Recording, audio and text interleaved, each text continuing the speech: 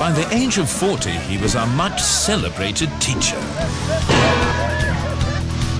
setting up the first university called the Academy.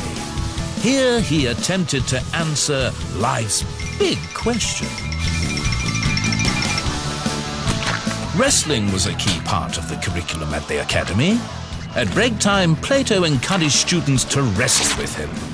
The name Plato is actually his wrestling nickname. It means broad-shouldered one. Plato's work opened up a new philosophical gateway. In fact, he was considered so wise that bees were said to settle on his lips, a reference to the honeyed words that flowed from the greatest philosopher the world has ever seen. KNTV. So, Plato invented university. Right on, my friend. So, in a way, Plato invented the students. Yes, and therefore created market for cheap cider, computer games, and daytime TV. But Plato also had many strange ideas. He said nothing important should be written down, but transmitted orally. So, he never makes shopping list. No. I bet he always forgets to buy milk. Viewers, I have learned the hard way. There are some words it is important to write down. Oh, yes, it is true. Words like danger, high voltage. Oh, that was bad day for me. Oh, yeah, he's right. It took 2 months for Nietzsche's hair to grow back. Me, I wish words wet paint was written down. Yes, Kirky drank a liter of wet paint before he realized it wasn't a strawberry smoothie. Yes, well, Nietzsche discovered it is important to write down words, ladies' toilet on door. Don't talk of this. It was very funny. Not speak, please. Oh, he was too embarrassed to admit he was a man, so he tucked his pee-pee. Kierkegaard! I'm sorry, my friend. Fortunately, it's time for a commercial break. KNTV. Greetings, citizens of the People's Republic of Slobovia. This is a message from your great leader, General Grigory Smerdyakov. Plato talks of philosopher kings being the best to rule. Just remember, I am the only philosopher king in Slobovia. Otherwise, you will perish. KNTV. Welcome back, viewers. In part 1, we learned how Plato tried to envision blueprint for a perfect society, and that he enjoyed swimming. Nietzsche, we have barely scratched the surface. For example, Plato's writing explored a subject in a unique way. Have you heard of dialectic? Should I have? That's it, Nietzsche! Plato had his characters answer a question with another question. What do you mean? By George, you has got it! What do you think I mean? How does technique work? Aha! Who said it worked? Did it work? Why you ask? Why won't you tell me? Why should I tell you? You want I should punch you in mouth? Oh, you want some? You want some, do you? Why are you hitting me? You gives up? You gives up? And this is how the Greeks invented civilized society? Maybe this is why they have so many wars. Burgess McPhilbin, tell us more about the ancient Greece that Plato lived in. With pleasure. When this dude Plato was around, this was the stuff that was going down. It's ancient Greece in 427 BC. Public speaking, or oratory, was an art form, as was body image and music. The ancient Greeks invented drama, theatre, meant to behold in the open air. Animals were important to Greek life. Even goats were held in high regard. Greek women had to know their place. Their husbands would only wheel them out on very special occasions. Like chariot racing, a sport at which Greek women excelled. The Olympic Games. The Greeks invented the most famous sporting event in the world.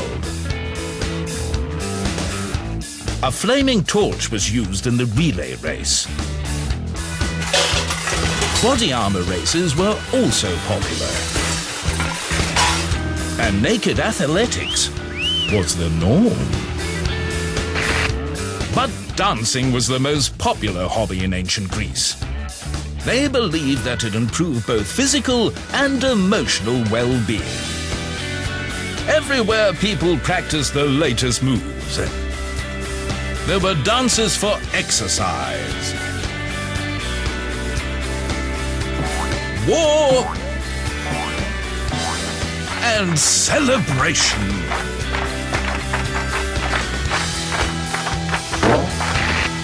Superstitions like seeing your own reflection in a dream meant early death.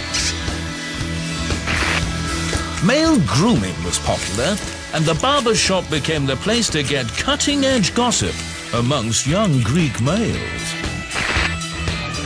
Finally, childhood. In this ancient society, you were still treated like a youth until the age of 30. KNTV.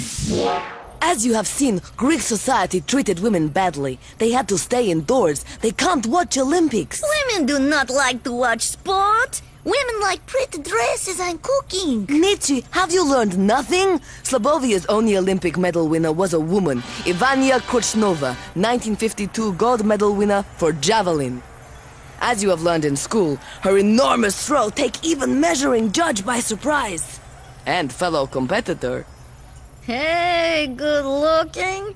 Wow. Kirky, she is hot chick. Oh, you're not kidding, big boy. After her success, she appeared in Play Comrade magazine as Workmate of the Month, May 1953. Plato was a big admirer of women. He thought they make as good leaders as men. Talking of women, I know Plato has a kind of love named after him. Platonic love. The love between a man and his plate. No, my friend. Let's find out who inspired Plato and why he come up with such revolutionary ideas. Why did they happen? Why did they happen? Why did Plato's ideas happen? Plato's ideas were inspired by his hero, the brilliant teacher and philosopher Socrates. Despite being a great intellectual, Socrates was reportedly frighteningly ugly and fond of the occasional drink. Sadly, Socrates' debauchery landed him in trouble. He was charged with corrupting the young men of Athens and publicly poisoned after being forced to drink hemlock. At this time, ancient Greek bureaucracy was all over the place. Political indecision was everywhere. In the beginning, Athens was run by the evil Draco. His draconian laws were very harsh and cruel. The theft of an apple was punishable by death, and the lazy were executed. After Draco came a primitive form of democracy, which was more like mob rule. This was a disorganized and inefficient system of government. Voting was an often unpredictable and chaotic process.